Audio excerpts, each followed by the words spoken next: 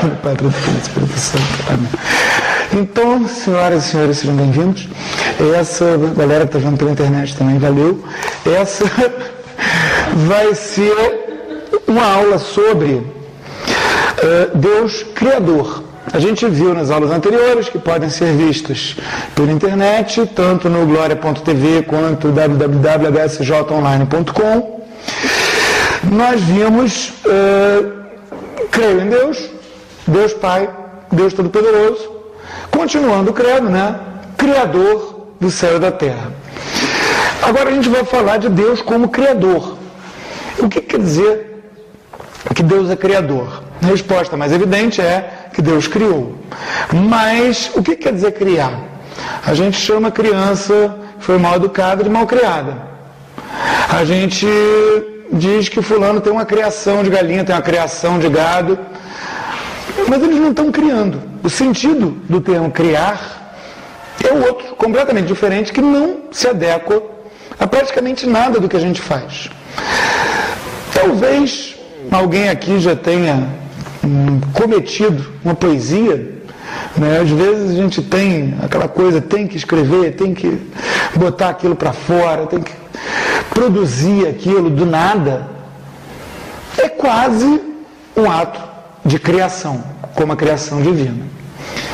Porque quando Deus criou todo o universo, todas as coisas visíveis e invisíveis, que é o que a gente vai ver nas aulas seguintes, Ele criou do nada. Não existia nada antes. Era só Deus. Na Bíblia, em hebraico, o verbo que é usado para a criação, no princípio, criou Deus os céus e a terra. Bereshit bara Elohim. Bara é um verbo que não é um verbo que, como o verbo criar em português, tem outros usos. A gente não fala que as pessoas bará galinhas, as pessoas bará criança e a criança fica mal barada. Não, esse verbo só se refere à criação de tudo por Deus. Gênesis, versículo 1 do capítulo 1, primeiro versículo da Bíblia. Quando Deus criou essas coisas todas, visíveis e invisíveis, tudo que existe, eram coisas que antes não existiam e que passaram a existir. O que é completamente diferente daquilo que a gente faz.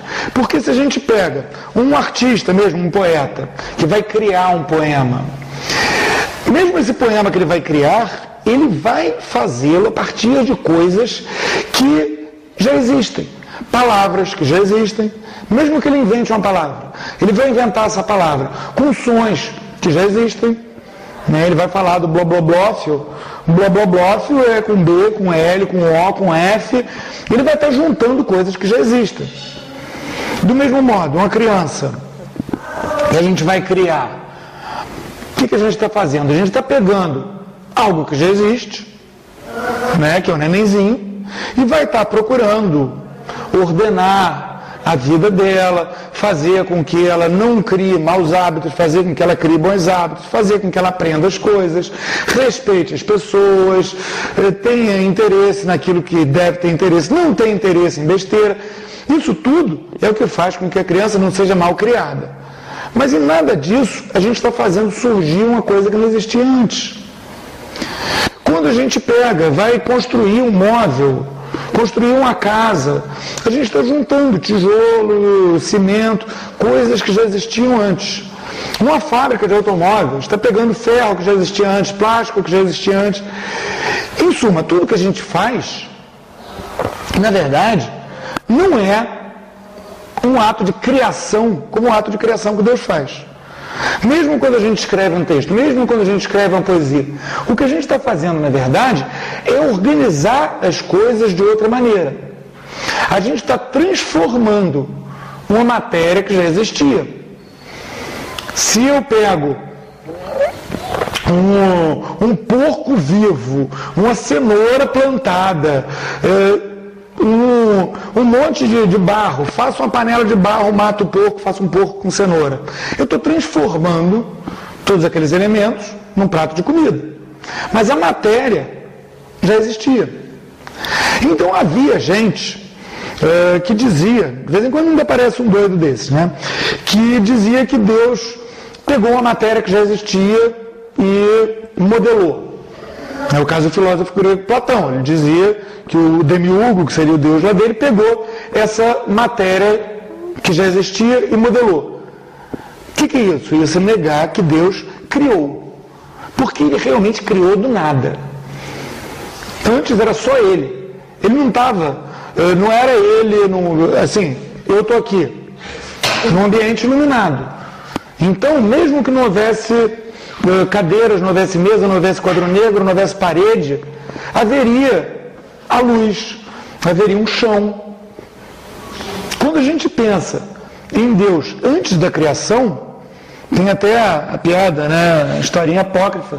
Dizem que o sujeito perguntou para Santo Agostinho o que Deus fez antes de criar o tempo. Aí ele disse que Deus fez o inferno para botar chato perguntão. Por quê? Porque não existia o tempo, ele também criou o tempo. E ele criou todas as coisas. Ou seja, aquilo que antes não existia ponto, passou a existir. Isso é uma coisa muito importante. Por quê? Porque se a gente pega a gente num quarto escuro, faltou luz, está aquela escuridão completa, o quarto fechado, numa noite sem lua, com o céu nublado, faltou a luz, está aquela escuridão absoluta. A gente não consegue ver nada, mas a gente sente o chão debaixo do pé da gente. A gente sente o ar que a gente respira, que a gente se abana e mexe. A gente não está no vazio. Antes de haver criação, não havia nada, nem o tempo, nem o espaço, nem nenhuma coisa no espaço. Essa criação é a criação de tudo. É a criação do tempo. Passou a existir tempo a partir do momento que Deus criou o tempo. É por isso que a gente diz que Deus está na eternidade. Porque para Deus, o tempo é algo que Ele fez. O espaço, assim, o lugar aonde possa existir alguma coisa, é algo que Deus fez. Então, essa criação é uma criação que vem realmente a partir do nada, do completamente nada, do vazio, muito mais vazio que aquilo que a gente consegue imaginar. Deus fez as coisas surgirem, fez o tempo surgir, fez o espaço surgir, fez a terra surgir.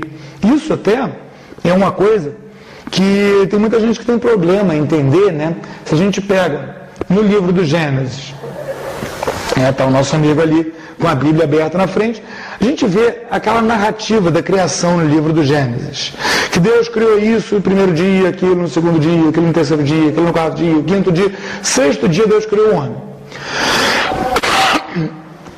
Existe muita gente que tem problema com essa narrativa.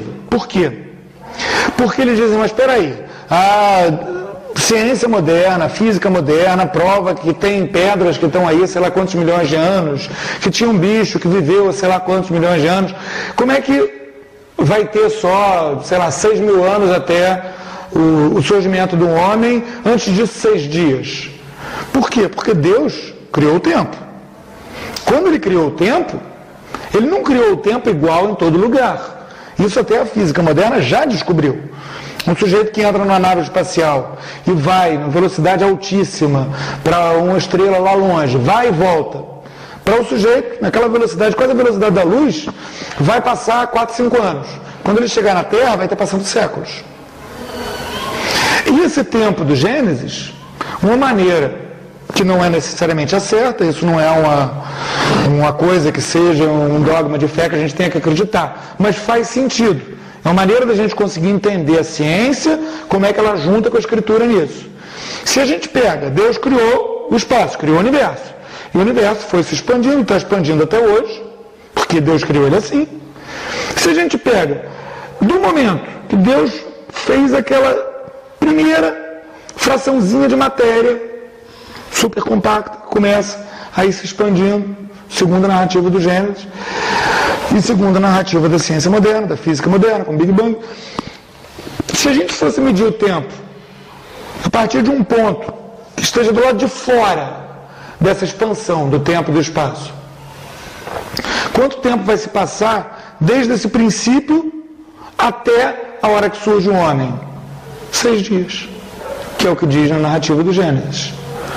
E esses 6 dias, eles são contados num tempo que não é o tempo do homem, é o tempo de Deus. O tempo do homem começou ali.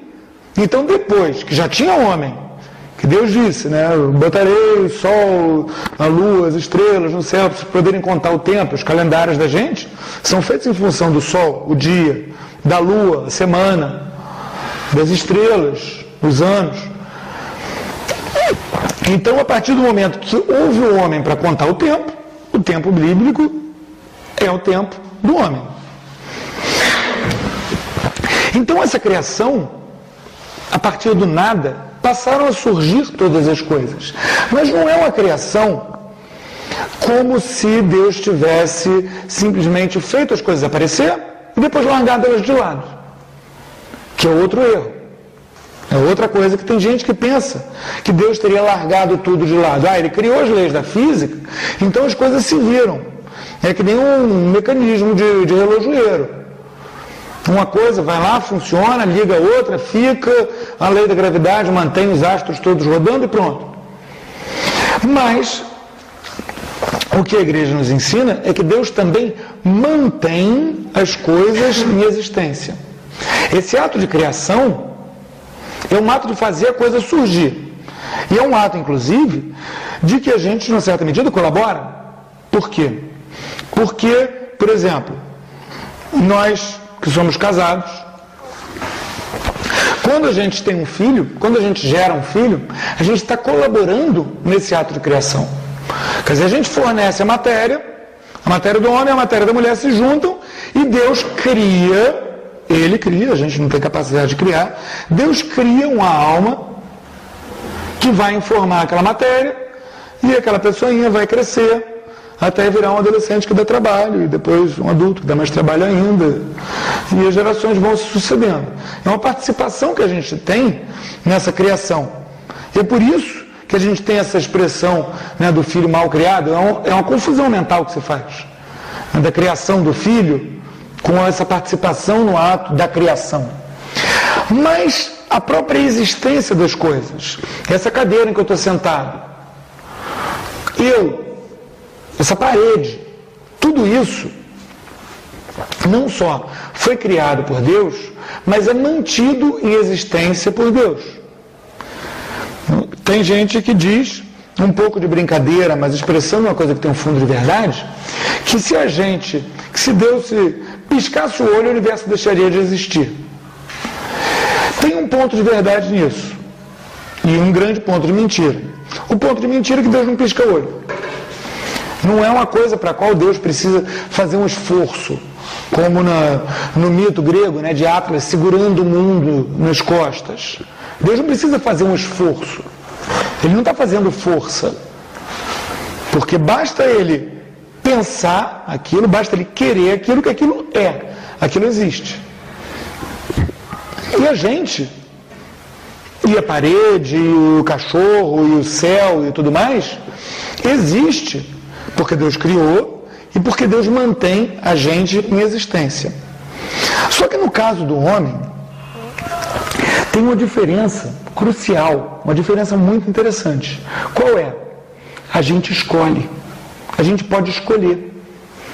Bicho não escolhe, paredes não escolhe, planta não escolhe. Você pega uma planta que viva bem em lugares secos e planta ela num lugar muito úmido, num brejo. Ela não consegue escolher, ela não consegue dizer não, eu vou aguentar dura, vou aguentar firme e vou ficar ali, vou crescer, como consegue um ser humano. A gente vê seres humanos que persistem em situações muito loucas, inimagináveis, de situações de guerras, de catástrofes, as pessoas conseguem viver de um jeito que você não consegue nem imaginar. Como é que alguém conseguiria, a gente acostumado com conforto, né? Mas a planta não, ela não tem escolha. Ela vai, ela floresce, se aquele for um lugar que é apropriado para ela, senão ela não floresce. Ao contrário do homem, né, que a gente tem esquimó e tem beduíno no deserto. Esquimó vivendo no meio do gelo, da neve, de um lugar que o cara diz, oba, tá calor hoje, tá só 20 graus abaixo de zero. E o beduíno, oba, hoje está fresquinho, está só 45 graus acima de zero. Não tem nenhum bicho, não tem nenhuma planta que sobrevive em tantos lugares. Por quê? Porque a gente consegue escolher. E a gente consegue escolher também se a gente quer ser ou se a gente não quer ser. Se a gente quer existir ou se a gente não quer existir. Mas eu não estou falando do suicídio. Eu estou falando de uma outra coisa muito mais interessante, que é decorrente dessa criação do homem por Deus. Deus criou o homem à sua imagem e semelhança. Deu ao homem essa capacidade de pensar e de fazer escolhas. De escolher entre duas coisas que parecem boas. Isso é o que se chama livre-arbítrio. Livre-arbítrio não é uma capacidade de escolher entre o bem e o mal. Ninguém escolhe o mal. É escolher entre duas coisas que parecem boas. A coisa pode parecer boa e não ser boa. Mas a gente vai estar escolhendo porque a gente acha ela boa. Um sujeito que rouba uma coisa de alguém, não é bom roubar. Mas ele acha bom ele ter aquela coisa que ele roubou para ele. Ele acha aquilo melhor do que não ter a coisa, não roubar. Ele está fazendo aquilo errado. Ele está fazendo uma escolha errada. Mas ele está escolhendo uma coisa que para ele parece boa. A gente pode fazer essa escolha. Agora, por que isso? O que isso tem a ver com criação? Simples. A gente é por participação em Deus. Na verdade, a gente poderia até dizer que Deus é. A gente, de uma certa maneira, está. Em português a gente tem essa diferença, né? Qual é a diferença entre ser e estar? Se a gente diz, você está doente, a gente está perguntando de uma condição transitória, uma condição que passa. Mas se a gente diz, você é doente, a gente está xingando, cara. Né? A gente, de uma certa maneira, está. Por quê? Porque a gente tem um começo no tempo. A gente não tem fim. Mas a gente tem um começo. Então a gente não é como Deus que é desde sempre. A gente é por participação. O que é uma participação? Por exemplo, se eu pego uma garrafa de cerveja, de refrigerante, e boto junto numa pedra de gelo, no isopor cheio de gelo, o que vai acontecer com a cerveja ou refrigerante que tem dentro da garrafa? Ele vai ficar gelado. Agora, se a gente for numa gramática, como é que se chama essa parte, essa forma do verbo gelar, gelado? Se chama particípio, porque indica essa participação. É uma noção da filosofia que foi conservada na gramática. A cerveja gelada, ela não é gelo, mas ela participa do gelo. Um ferro em brasa, ele não é fogo, mas ele participa do fogo. Dá para entender? A gente não é Deus, mas a gente participa do ser que é Deus. Assim como a cerveja gelada não é gelo, mas participa do frio do gelo. O ferro em brasa não é fogo, mas participa do fogo. Então, a gente é de verdade, a gente é 100% a gente mesmo, quando a gente é perfeitamente como Deus quer. Quando a gente é perfeitamente de acordo com aquilo que Deus concebeu para a gente. E se a gente escolhe não ser assim? Se eu digo, não, eu vou largar minha mulher, eu vou cair na gandaia, eu vou tomar todas, eu vou virar ladrão, eu vou fazer a vida louca, o que eu estou fazendo? Além de correr o sério risco de apanhar da patroa, eu estou escolhendo não participar. Eu estou escolhendo, ao invés de eu ser em Deus, eu ser nos prazeres, eu ser no dinheiro, eu ser nessa vida louca toda. Isso, na verdade, é deixar de ser. Eu estou escolhendo não ser eu mesmo plenamente. Agora, se eu escolho ser eu mesmo, plenamente eu, quer dizer, como é que Deus me criou? Deus não me criou para eu ser, por exemplo, uma pessoa que vá fazer um trabalho de ficar construindo coisas, materiais e levantando paredes. É uma coisa que eu até consigo fazer. Mas Deus me fez um sujeito que funciona muito melhor na cabeça do que nos músculos. Então, o que é eu ser eu mesmo? Eu ser eu plenamente, como Deus quer, é eu procurar ser o melhor Carlos possível. No meu caso, isso envolve estudar. No meu caso, que sou pai de família, isso envolve eu sustentar minha família, eu estar do lado da minha mulher, envolve eu procurar ser o Carlos, pai de família, professor, estudioso, tudo isso da melhor maneira possível. Assim eu vou ser eu plenamente. Agora um outro sujeito, que é um grande músico, que tem um talento enorme para a música. Tem um amigo meu que ele falou, eu nunca consigo ter uma relação que dure com uma moça, eu sou solteiro aos 40 anos de idade. Eu disse, claro, qualquer moça que vai casar com você, ela vai ser sua amante, porque sua mulher é a música. Ele é músico em tempo integral. Para ele, a vida dele é a música. E ele ser santo, ele só vai ser santo se ele for ser um santo músico. Se ele for largar a música para ser santo, ele não vai ser santo. Ele não vai ser ele plenamente. Porque Deus deu para ele aquele talento que ele não pode enterrar. O outro é chamado a trabalhar criando animais, ou trabalhar como agricultor. É um chamado de Deus. E é só ali que ele vai se desenvolver. Um sujeito que é um agricultor, que é um pai de família, se ele começar a agir como um monge e ficar rezando 8 horas por dia, ele não vai estar sendo ele plenamente, ele não vai estar sendo santo, ele não vai ser santo nunca. Do mesmo modo, um sujeito que, sendo chamado por Deus a ser um agricultor, um pai de família, começa a ficar tentando estudar loucamente, ficar aprendendo milhares de coisas, não vai ser santo, não vai ser ele mesmo. Ele vai estar tentando ser outra coisa, ser outra pessoa. E assim ele não vai estar participando de Deus. Deus vai continuar mantendo ele em existência. Mas a parte da escolha dele vai ser jogar fora, criar buracos nele. Buracos naquela perfeição dele. A perfeição dele é ele como Deus quer. Tudo que não seja ele como Deus quer é um buraco que ele está abrindo. Porque o que é o mal? O mal é a ausência do bem.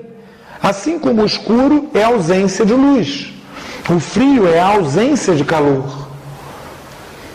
Se a gente apaga a luz, não foi gerada uma coisa nova, não aparece uma escuridão que é uma coisa preta que vem andando. A luz é uma coisa que vem. Né? Acende a luz, vem os fótonzinhos lá, batem na parede, reflete no olho da gente, a gente percebe. O calor. Os físicos explicam que lá os átomos estão chacoalhando, etc. Se eles pararem de chacoalhar, se eles ficarem perfeitamente quietinhos, é um frio absoluto.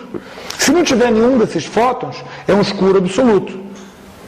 A mesma coisa acontece com o mal. O mal é uma ausência de bem. Então, é por isso que se diz que mesmo o demônio não é totalmente mal. Por quê? Porque ele existe.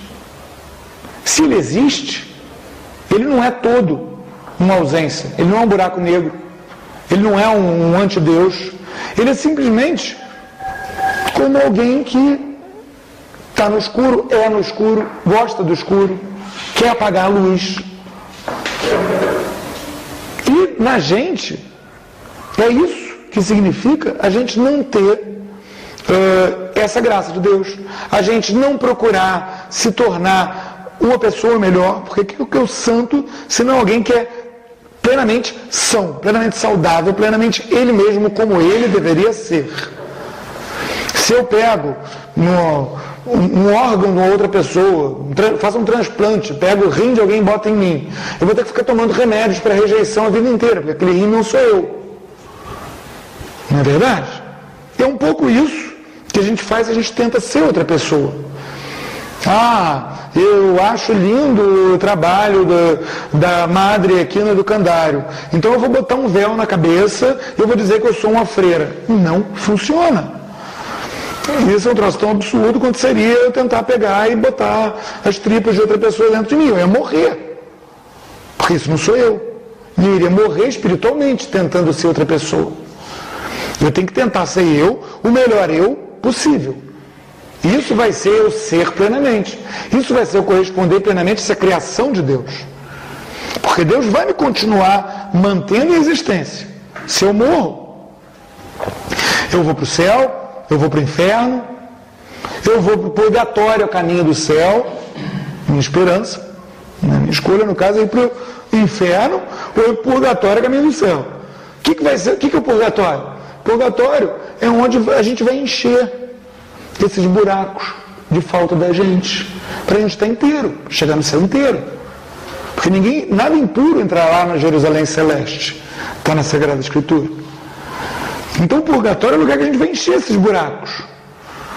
O lugar que o cara que conseguiu morrer na graça de Deus, mas ainda, muitas vezes tentando ser outra pessoa, tentando viver, apoiar parte do ser dele em outra coisa, ele vai chegar lá cheio de buraco. Aí vai encher esses buracos, vai doer horrores. Isso é purgatório. Até ele chegar no céu. Mas então, essa criação de Deus, resumindo, é algo que vem do nada. Deus criou do nada. Antes não existia nada, não existia tempo, não existia luz, não existia calor, não existia espaço. Espaço para criar mesmo. Ele criou o tempo, criou o espaço, criou todo o universo dentro. E mantém isso tudo. Por quê? Porque essa participação no ser verdadeiro, no ser em si, que é Deus, ela é algo que é querido por Deus e que depende da vontade de Deus. Se Deus quisesse, ele poderia simplesmente fazer com que nada mais existisse. Mas por que ele criou isso?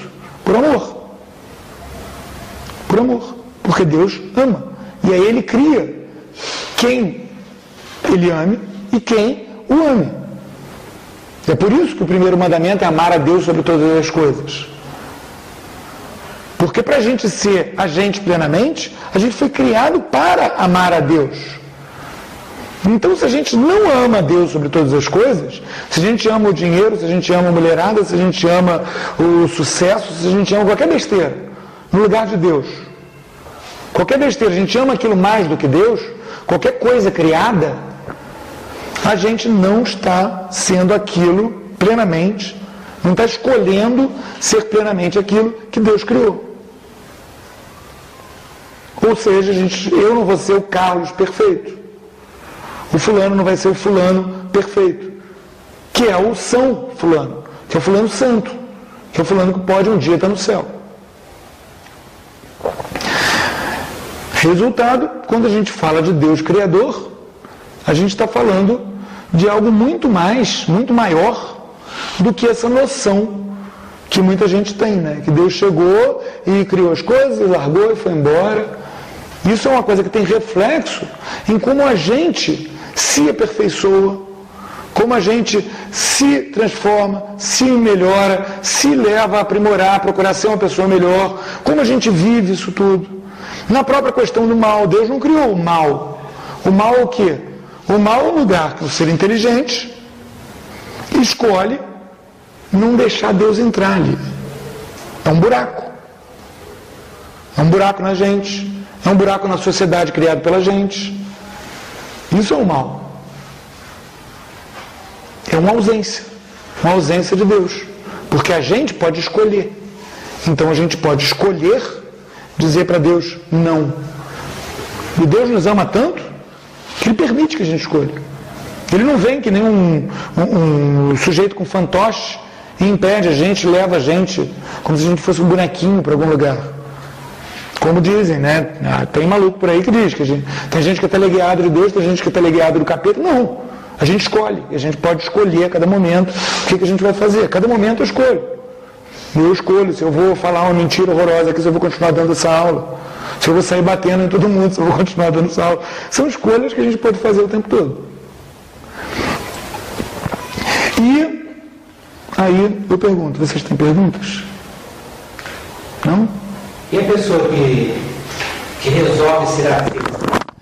A pessoa que resolve ser ateu. Ele não acredita em nada praticamente. Pois é, mas Deus acredita nele, né? Tanto que ele está ali. É isso que é o mais interessante. A gente pode fazer a escolha. A gente pode escolher, eu resolvi que eu sou ateu. Eu resolvi que eu sou panteísta. Panteísta é o cara que acha que tudo é Deus. Né? Tem uns panteístas, na Índia especialmente, que eles só andam descalços, porque como tudo é Deus, a formiga também é Deus. E se ele pisar na formiga de sapato, ele mata a formiga, então ele está matando um pedaço de Deus. É claro que para ele, o grande barato da história é que ele também é Deus, né? Essas coisas sempre acabam no sujeito dizendo que ele é Deus no lugar de Deus. Todas essas coisas, o próprio ateísmo, é uma maneira do cara querer ser Deus no lugar de Deus. Mas o que ele vai estar fazendo? O cara que seja um ateísta fervoroso, que queira, assim, não, eu não acredito em Deus, eu não acredito em nada disso. Ele está chegando e está dizendo, esse pedaço aqui de mim, eu não deixo que Deus exista. Eu não deixo que Deus entre aqui. Eu não quero que esse pedaço de mim seja baseado em Deus, seja fundado em Deus, participe do ser em si, que é Deus. Mas, por outro lado, mesmo o ateu mais linha dura, tem uma hora que ele vai gostar de uma moça, a moça vai rir para ele vai rir para a moça, e ele vai ver naquilo, aquilo um reflexo do bem de Deus. Aquele amor que ele vai ter por uma moça. Então, aquele pedacinho, por vias indiretas, ele até vai permitir que Deus entre um pouquinho ali. O outro vai permitir, eu não estou dizendo que isso basta, eu estou dizendo que isso vai existir. A gente não consegue ser completamente contrário, manter Deus completamente fora. Não é o pior dos psicopatas, o pior dos loucos assassinos. Ele ainda vai ter dentro dele alguma coisa em que ele vai estar reconhecendo esse bem de Deus em algum reflexo dele. Numa coisa bonita, num pôr do sol bonito, como que está lá fora. Ele vai apreciar isso. A partir do princípio que ele se julga ateu, mas, por exemplo, eu tive a oportunidade de conhecer pessoas que falaram para mim que não acreditam em Deus. Só que é o seguinte, ele dá esmola, ele faz coisas boas, que dá um pouco de Deus dele. Ele não enxerga, né? Não deixa. Ele não quer enxergar aquilo. Ele não quer perceber que ele está olhando para um reflexo. Como alguém que tivesse um espelho aqui que refletisse o pôr do sol em cima das montanhas, olhasse para o espelho e dissesse, é muito lindo esse filme que está passando nessa TV ali. É um filme maravilhoso. Mas eu não acredito que haja montanhas em pôr do sol lá fora. É um pouco isso. O que um cara que seja ateu radical esteja fazendo. Porque ele vai precisar, é da natureza humana, ele vai querer algum bem. Ele vai querer reconhecer algum bem. E aí ele vai fazer isso. Ele talvez vai dar esmola para alguém de que ele sinta pena. O mais radical nem isso, né? O comunista, ele não vai dar esmola, ele vai chutar o mendigo para apressar a revolução. Mas ele vai amar uma mulher, ele vai cheirar uma rosa, ele vai apreciar um pôr do sol. Só que ele vai estar como alguém que olha no espelho e diz, isso é um filme muito bonito. Mas eu não acredito no que isso está refletindo. É uma maneira de enganar ele mesmo. Aquilo que você tinha falado dos órgãos, isso seria uma maneira da pessoa se manter viva? Do que? Do transplante? Não, justamente, o transplante de órgãos, ele não é uma coisa má. Ele é uma coisa, inclusive, é o uso do engenho humano, né, para a gente conseguir, a capacidade do ser humano de bolar coisas extremamente engenhosas, coisa muito bem bolada, que é um dom de Deus, inclusive, vem dessa capacidade de fazer escolhas, faz com que, porque Deus deu para a gente o mundo para a gente tomar conta. Isso a gente vai ver quando a gente for falar Deus Criador do céu e da terra. Provavelmente daqui a aula que não é a próxima. Próxima é Anjos e Demônios, Criador do céu. Depois a terra. Aí vai falar disso.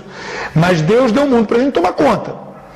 Como Ele deu o mundo para a gente tomar conta, quer dizer tomar conta de verdade, quer dizer transformar ele, quer dizer melhorar ele, quer dizer usar as coisas que tem nele. Inclusive, a capacidade que o ser humano tem de bolar um remédio para impedir essa rejeição, por exemplo. Eu usei isso como uma comparação, como uma metáfora. A gente vai tentar enxertar um pedaço de algo que não é a gente na gente, o corpo da gente rejeita aquilo. Agora, o sujeito que o coração dele está pifando, e aí pega uma válvula de coração de porco, porque é de porco mesmo que bota, pega uma válvula de coração de porco e bota no cara, e aí dá um remédio para não deixar rejeitar, aquilo é o uso do engenho humano, o uso da capacidade do homem de usar esse mundo, usar todas as coisas criadas, para do mesmo jeito que ele come a costeleta do porco, E a costeleta do porco? Um cara que come costeleta de porco desde criança, quanto da válvula do coração dele, será que não era matéria que originalmente estava na costeleta do porco, que foi digerida, né? Ele transformou a costeleta de porco em mais dele, né? Eu, no caso, muito mais. Agora, o uso de um transplante, ele é isso.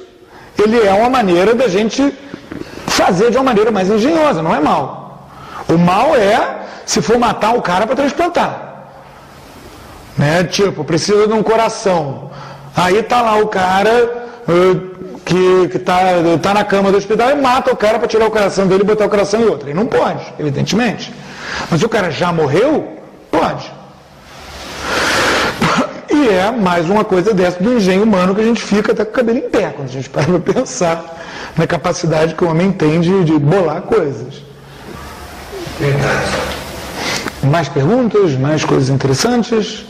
Não? Então, quem estiver vendo pela internet, tiver perguntas, pode mandar por e-mail para Prof. Carlos.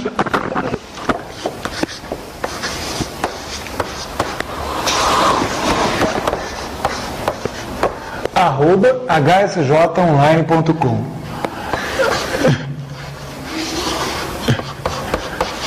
Devia ter posto isso no quadro antes, né? E fazendo as coisas aos pouquinhos. Mas então, graças a Deus, chega ao fim.